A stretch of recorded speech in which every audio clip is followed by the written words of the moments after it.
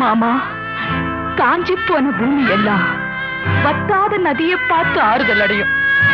அந்த நதியே காஞ்சி போயிட்டா துன்பப்படுறவங்க எல்லாம் அவங்க கவலைய தெய்வத்துக்கிட்ட முறையிடுவாங்க. ஆனா தெய்வமே கலங்கி நின்னா அந்த தெய்வத்துக்கு யாரால ஆறுதல் சொல்ல முடியும்? தானாடவில்லை அம்மா, சதையாடுது. அது தந்தை என்றும் பிள்ளை என்றும் விளையாடு.